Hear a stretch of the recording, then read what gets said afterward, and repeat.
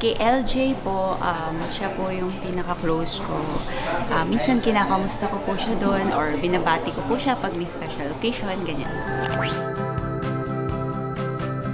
Actually, nakabahan po ako na una pero kasi mga 8 years na po talaga no? So, kinakabahan ako, na-excited.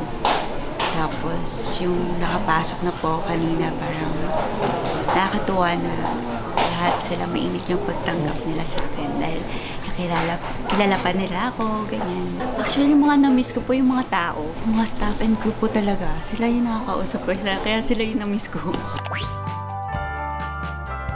Yung pagsayaw kasi, yung naging nanay ako, nakalimutan ko na siya. So, hindi ko alam kung pareho pa ba yung, baka pareho ng kaliwa yung pa ako, hindi ko alam.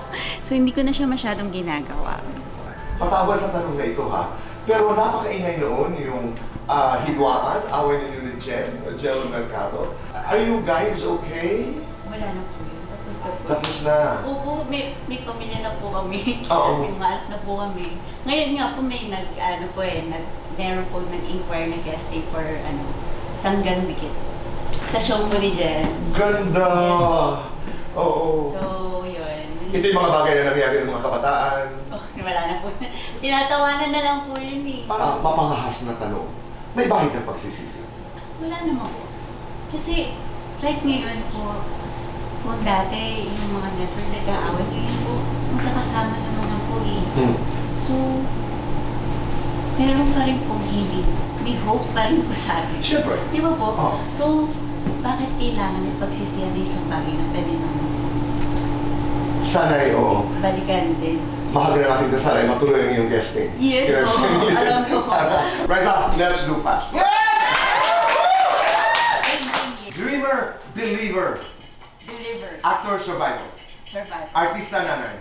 Nanay. Bida, kontrabida. Kontrabida. Ika-anim na utos, utos ng puso. Utos ng puso. Sa Starstruck, sino ang naging boyfriend mo? Wala. 1 to 10, gaano ka katodo magmahal? 10. 1 to 10, gaano ka kasarap mahalin? 10. 1 to 10, gaano ka kaganda? 10. Lights on or lights off? Kahit ano. Happiness or chocolate? Chocolate. Best time for happiness? Pagkasama ko pamilya ko. Isang utos ng buhay na lagi mong sinusunod. Ano ito? Don't give up.